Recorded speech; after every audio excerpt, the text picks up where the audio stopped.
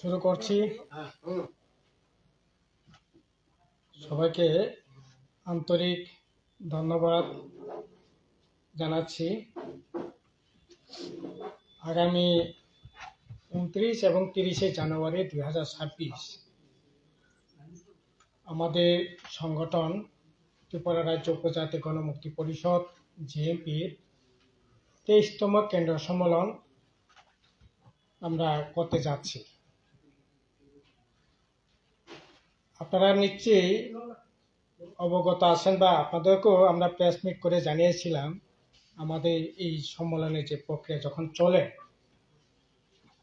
আমরা May June থেকে শুরু করে ডিসেম্বর অবধি পর্যন্ত বিভিন্ন পর্যায়ে যে সম্মেলন আমরা শুরু করেছিলাম, তার অন্তিম যে সম্মেলন, কেন্দ্রীয় সম্মেলন, তা হতে যাচ্ছে জানুয়ারি 2026 29 এবং 30 জানুয়ারি। এবারকার যে সম্মেলনে আমরা আমাদের 23টা মহকুমায় 557টা লোকাল কমিটি, 796টা প্রাথমিক কমিটিগুলিতে আমাদের সম্মেলন হয়েছে এবং আপ টু ডিসেম্বর পর্যন্ত মহকুমা পর্যায়ে সম্মেলন সেখানে হয়। 2020-তে আমাদের 22তম কেন্দ্রীয় সম্মেলন হয়েছিল। 2022-এর পর এবারেই বলা যেতে পারে সবচেয়ে বেশি সভ্য সংগ্রহ আমরা করতে সক্ষম হয়েছি। আমাদের 2021, 22, 23, 24 সেই সময়কালেও মেম্বারশিপ সেই পরিমাণে হয় নাই। এবার কিন্তু আমাদের মেম্বারশিপ প্রায় 88,000 মেম্বারশিপ আমাদের হয়েছে। সম্মেলন প্রাথমিক পর্যায় থেকে মহকুমা পর্যন্ত যে সম্মেলনগুলো হয়েছে অত্যন্ত সাকসেসফুলি আমাদের এই সম্মেলনগুলো হয়েছে এবং প্রচুর মানুষের যে অংশগ্রহণ, বিশেষ করে যুব অংশের মানুষ, মহিলা এবং খেটে খাওয়া অংশের মানুষের যে অংশগ্রহণ, এটা এই যে 8-10 বছর 5-7 বছর ধরে যেটা একটু খামতি ছিল, এবার কিন্তু এটা অনেকাংশেই বৃদ্ধি পেয়েছে। আমাদের এই সম্মেলন 29 তারিখ প্রকাশ্য সমাবেশের মধ্যে দিয়ে হবে। সকাল 11টায় টাউন হলে আমাদের সম্মেলন হবে। সম্মেলনের প্রথম কাজ সকাল 11টায় পতাকা উত্তোলন হবে। পতাকা উত্তোলন করবেন আমাদের সংগঠনের সভাপতি কমরেড নরেশ জমাতিয়া। তারপর সেখানে পতাকা উত্তোলন, বাইরের যে সম্মেলনের কাজ, শহীদ বেদিতে মাল্যদান, এগুলি সারার পর আমাদের প্রকাশ্য সমাবেশ রবীন্দ্র ভবন প্রাঙ্গণে সেখানে হবে এবং সেই প্রস্তুতি এখন চলছে। সম্মেলনে এবার আমরা আমাদের এই যে গত সম্মেলন থেকে এই সম্মেলনের সময়কালে আমাদের কর্মপরিষদের সদস্য যারা মারা গেছেন, কমরেড নারায়ণ লুকনি, মংসাজয় মগ, গীত্য কুমার ইয়া, চন্দ্রহংস জমাতিয়া, তাদের নামে নগর করা হবে। সম্মেলনের স্থানটা তাদের নামে হবে। এছাড়া নামকরণ করা হবে। এছাড়া আরও 10 জন কমরেড কেন্দ্রীয় কমিটির মেম্বার যারা মারা গেছেন তাদের নামে মঞ্চ করা হবে। কমরেড অনিল চাকমা, কেশব মানিক দেববর্মা, সুজলা মগ, অরুণ চাকমা, ধনঞ্জয় ত্রিপুরা, জেবি হালাম, ভক্ত কলই, পদকৃষ্ণ মৌসম, সুধন দেববর্মা, চেলাফু মগ, তাদের নামে মঞ্চ করা হবে। এবারকার যে সম্মেলনে আমাদের মূল যে আহ্বানটা হচ্ছে এবং এই সমাবেশে, প্রকাশ্য সমাবেশে আমাদের আদিবাসী রাষ্ট্র অধিকার মঞ্চে অল ইন্ডিয়া কমিটির চেয়ারম্যান কমরেড জিতেন চৌধুরী সেখানে বক্তব্য রাখবেন এবং আদিবাসী রাষ্ট্র অধিকার মঞ্চের ভাইস প্রেসিডেন্ট কমরেড বৃন্দা করাত, নরেশ জমাতিয়া, রাধাচরণ দেববর্মা তারা বক্তব্য রাখবেন। এছাড়া এই সম্মেলনে আসবেন আমাদের আদিবাসী রাষ্ট্র অধিকার মঞ্চের অল ইন্ডিয়া কমিটি যিনি কনভেনার ডক্টর পুলিন বাস্কে এবং আসাম রাজ্য কমিটির সম্পাদক পাপ্পু বুড়ো উনিও আসবেন এবং ইনার সেশনে ওনারা বক্তব্য রাখবেন। এছাড়া আমাদের প্রাক্তন পলিট ব্যুরো সদস্য রাজ্যের প্রাক্তন মুখ্যমন্ত্রী কমরেড মানিক সরকার উনিও ইনার সেশনে বক্তব্য রাখবেন এবং আমাদের প্রায় 550 প্রতিনিধি সেখানে সম্মেলনে অংশগ্রহণ করবেন। 23টা মহকুমা থেকে প্রতিনিধিরা সেখানে অংশগ্রহণ করবেন। আমাদের এবারকার সম্মেলন মূল আহ্বান হচ্ছে বিভাজনের রাজনীতির বিরুদ্ধে যুদ্ধের আন্দোলন গড়ে তুলুন। এছাড়া রুটি রোজগারের যে আন্দোলন এটাকে আরও জোরদার করা, কারণ এই বিজেপি আইপিএফটি ত্রিপুরা মথা সরকার আসার পর আমরা দেখছি যে শ্রমিকজীবী অংশের মানুষ, খেটে খাওয়া অংশের মানুষ তারা ভয়ঙ্করভাবে তাদের জীবন বিপন্ন, আর্থিক দিক থেকে কোনো ধরনের রোজগার নাই, রুটি রোজগারের ভয়ঙ্কর সেখানে টান পড়েছে। কাজে রুটি রোজগারের আন্দোলনটাকে আমরা অগ্রাধিকার দিতে চাইছি। এর মধ্যে রেগা যেটা ন্যূনতম যে অধিকার ছিল এটাকে বাতিল করা হয়েছে, করে জি রামজি যেটা করা হয়েছে। আমরা দাবি তুলব এবারও সম্মেলনের মধ্য দিয়ে রেগা বাতিল করা চলবে না।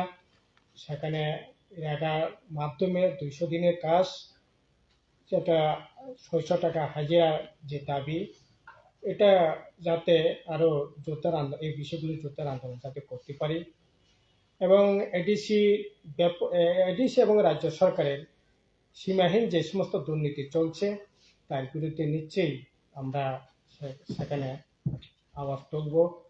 এডিসিকে অধিক ক্ষমতা প্রদানের প্রশ্নে 125তম সংবিধান সংশোধনী বিল যাতে এই আন্দোলনটা যাতে আরও জোরদার করতে পারি, কারণ এটা 2019-এ বিলটা পার্লামেন্টে উপস্থিত করা হলেও এখন পর্যন্ত বিলটা পাস করা হয়নি।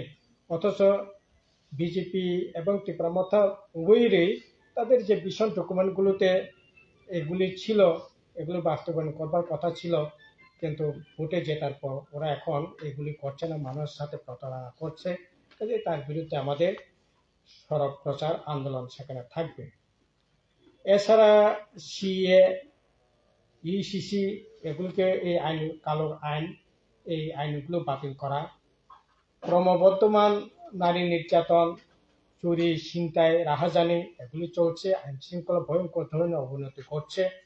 এগুলির বিরুদ্ধে আমাদের সম্মেলনে নিশ্চয়ই আমরা জোরদার আলোচনা করব। এছাড়া আপনারা দেখছেন এই রাজ্যে ভয়ঙ্কর ধরনের নেশায় এখন বাড়াবাড়ন্ত সেখানে হচ্ছে। এগুলি যাতে সামাজিকভাবে আমাদের যেমন দায়িত্ব থাকবে, সামাজিকভাবে তার বিরুদ্ধে মানুষকে সচেতন করা এবং এই যে যারা সরকারের মতো প্রস্তুতি এই সমস্ত বাড়াবাড়ন্ত বাড়ছে এগুলির বিরুদ্ধে যাতে আমরা মানুষকে সজাগ করতে পারি। এবং এই রাজ্যে এখন বিশেষ করে কোনো ধরনের ছোট মাঝারি শিল্প কারখানা যেগুলি ছিল এগুলি প্রায় বন্ধের উপক্রম। অথচ বামফ্রন্ট সরকার থাকাকালীন বর্জনগর শিল্প তালুক, আপনার কুমারঘাট, ধুকলি, সাবরুম এই সমস্ত এলাকাগুলোতে শিল্প তালুক গড়ে তুলে কর্মসংস্থানের ব্যবস্থা রাজ্যে উন্নয়নের প্রশ্নে এগুলি ছোট মাঝারি শিল্প কারখানা হতেই পারে, এগুলিকে জায়গা চিহ্নিত করে এই কাজগুলো নেওয়া হয়েছিল। এখন সব কিছুই বন্ধের মুখে। যেগুলি শিল্প কারখানা ছিল বর্জনগর, আপনার একটা 18 সাল পর্যন্ত বলা যেতে পারে প্রায় 40-42টা সেখানে ছোট মাঝারি শিল্প কারখানা ছিল, প্রায় 10-12 হাজার সেখানে লোক কাজ করত। এখন সেখানে 15-16টা কোনো রকম ভাবে চলছে, সেখানে কাজ করছে প্রায় 1.5 থেকে 2 হাজার মানুষ। এগুলি তো হওয়ার কথা ছিল না। এবং কর্মসংস্থানের প্রশ্নে আমরা চাইছি একদিকে কর্মসংস্থানের যে সমস্ত শিল্প কারখানা এগুলি যাতে, হয়তো বড় শিল্প হবে না, কিন্তু ছোট মাঝারি শিল্প কারখানা যাতে গড়ে তোলা যায়, এবং রাজ্য সরকার এডিসি যে সমস্ত শূন্য পদগুলো আছে এগুলো পূরণ করবার জন্য আমরা বৃহত্তর আন্দোলনে সেখানে আহ্বান জানাবো সম্মেলনের মধ্য দিয়ে। এখন দেখছি গোটা রাজ্যের মধ্যে প্রায় 51-52 হাজার ভ্যাকেন্ট পোস্ট পড়ে আছে, যেগুলি আসলে নতুন করে পোস্ট ক্রিয়েশনের প্রয়োজনও পড়ছে না। যেগুলিতে চাকরি যারা করতেন তারা রিটায়ার্ড হয়েছে, কেউ কেউ মারা গেছেন, এই সমস্ত জায়গাগুলো পর্যন্ত এখন পূরণ করা হচ্ছে না। কাজেই এটা তো চলতে পারে না। কাজেই তার জন্য আমাদের এই সম্মেলনে এই বিষয়গুলো নিয়ে আলোচনা হবে। এই হচ্ছে সম্মেলনের বিষয়ে আমাদের যে আলোচনা, যেগুলি আমরা তুলব এবং সম্মেলন যেভাবে আমরা করতে চাইছি সেই বিষয়ে আমি একটু বললাম। এখন আমাদের টোটাল পলিটিক্যাল বিষয়ে আমাদের joint secretary comrade Pranab Debbarma বল। সংগঠনের জেনারেল সেক্রেটারি আপনাদের সামনে আজকের এই সাংবাদিক সম্মেলন আহ্বান করার বিষয় সম্পর্কে উপস্থিত করেছেন। আমি সেখানে শুধু দুইটা বিষয় আমি একটু যুক্ত করব। এই সম্মেলনে আমরা আমাদের রাজ্যের মধ্যে এখানে ধর্মের নামে, জাত সম্প্রদায়ের নামে, ভাষার নামে বিভাজন তৈরি এখানে করে রেখেছে। তার বিরুদ্ধে আমরা আমাদের মতাদর্শগত লড়াই সংগ্রামটাকে আরো বেশি জোরদার করার জন্য আমরা এই সম্মেলনে আলোচনা করব। এবং এখানে আমাদের রাজ্যের মধ্যে এখানে ব্যক্তি এবং সাম্প্রদায়িক চিন্তা ভাবনা নিয়ে তারা থাঞ্চার কথা বলছে। আমাদের উপজাতি বা এখানে আঞ্চলিক যে সমস্ত দলগুলি, এখন আমরা চাইতেছি এখানে ব্যক্তির স্বার্থের চাইতে সার্বিক স্বার্থে আমরা আমাদের ত্রিপুরাজ্যের থাঞ্চাটা আমরা করতে চাই। তাদের থাঞ্চা হচ্ছে শুধু উপজাতি অংশের মানুষদের ত্রিপ্রাসাদের থাঞ্চা করা। আমরা চাইছি সমস্ত অংশের মানুষদের থাঞ্চা করেই আমাদের এখানে রাজ্যের সাংবিধানিক অধিকারগুলি আমরা আদায় করব। আমরা এখানে আমাদের ত্রিপুরা রাজ্যের মধ্যে আমরা দেখছি ক্ষণস্থায়ী এরকম আবেগময় কিছু স্লোগান তুলে উপজাতি অংশের মানুষদের, বিশেষ করে যুব বুদ্ধিজীবী অংশের মানুষদের বিভ্রান্ত করছেন। তার বিরুদ্ধে এই সম্মেলনে আমরা মতাদর্শ বিষয়টাকে জোরদার করে আগামী দিনে কিভাবে ওই সমস্ত মোহ মুক্ত আমরা করতে পারি, এই বিষয়টা সম্মেলনে বিস্তৃতভাবেই আমরা আলোচনা করব। এই হচ্ছে আমার।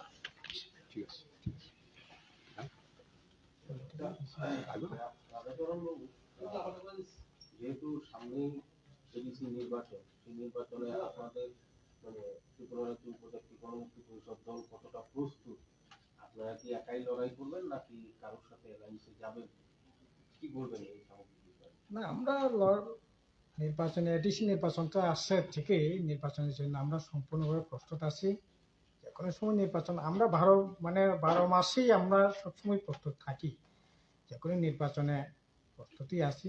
এখনো নির্বাচনে আমরা অংশগ্রহণ করব, নির্বাচনে জোরদার লড়াই হবে, এতে কোনো অসুবিধার কারণ নেই। এখন তো দেখা যাচ্ছে যে বর্তমানে যে রাজ্য সরকার বিজেপি এবং আইপিএফটি সাথে রয়েছে তীব্রমতা, একে অপরের সাথে আপনারাও দেখতে পাচ্ছেন যে দ্বন্দ্ব, কোথাও মারপিট, কোথাও পার্টি অফিস পুড়িয়ে দেওয়া, জ্বালিয়ে দেওয়া। কি বলবেন এই সামগ্রিক বিষয়গুলো নিয়ে? এগুলি তো তাদের আভ্যন্তরীণ ব্যাপার, এগুলি তো নকল যুদ্ধ হচ্ছে, চোর পুলিশের খেলা চলছে। যদি এরকমই যদি হয় তাহলে তো একে অপরকে তো এরকম ভাবে দেখছি ওইখানে খোমলাঙ্গা লড়াই করছে, মারামারি করছে, বিকালবেলা দেখি মুখ্যমন্ত্রীর সাথে দেখা সাক্ষাৎ হচ্ছে, চা খাচ্ছে। এগুলি তো প্রতিনিয়ত আমরা দেখছি। এগুলি আসলে মানে মানুষের জন্য না লড়াইটা ওদের, ওদের মানুষের জন্য, রাজ্যের কল্যাণের জন্য লড়াই না, ওদের দলের জন্য লড়াই, ব্যক্তি স্বার্থের জন্য লড়াই, এগুলি চলছে, এগুলি হবে, আরো আমরা দেখতে পাবো। এক একজন মন্ত্রী বলছেন যে মুরগির মতন নাকি টেনে ছিঁড়ে ফেলে দেবে, আরেকজন আবার সামাজিক মাধ্যমে লিখেও বেড়াচ্ছেন। কি বলবেন এই যে বিষয়গুলো? না, এগুলি জবাব দেওয়ার প্রয়োজন মনে করি না। এগুলি কোনো রাজনীতি ভাষাও না। আসলে আর মেচুর এই সমস্ত কথাবার্তা বলা, এগুলি সাংবিধানিক কথাবার্তা বলা, এগুলি কি জবাব দিব? আসলে এগুলি জবাব দেওয়ার কিছু নাই। এরকমটাই হবে। আসলে মানুষের জন্য যদি লড়াই না হয়, লড়াই যদি মানুষের কল্যাণের বাইরে যদি লড়াই হয়, এরকমটাই হবে। এখন তো দেখছি একই তো, মুখ্যমন্ত্রীও বলছে যে মুখ্যমন্ত্রী আইন রাজধর্ম পালন করবার কথা, সেই মুখ্যমন্ত্রী বলছে মানে কি প্রতিবাদ, প্রতিরোধ, প্রতিশোধ। কিসের প্রতিশোধ হবে? আপনি মুখ্যমন্ত্রী, রাজ্যের সর্বোচ্চ ক্ষমতার প্রশাসনিক আপনি প্রশাসক, আপনি তো যিনি অন্যায় করবেন তাই আইনানুগ ব্যবস্থা গ্রহণ করবেন। আপনি প্রতিশোধ নেওয়ার কথা বলতে পারেন? এটা যদি মন্ডলের সভাপতি, বড়জলার মন্ডলের সভাপতি যদি বলে থাকে তাহলে মেনে নেওয়া যায়, কিন্তু রাজ্যের মুখ্যমন্ত্রী যদি এই সমস্ত কথা বলেন, এগুলো তো ওনার মুখে শোভা পায় না। ঠিক আছে।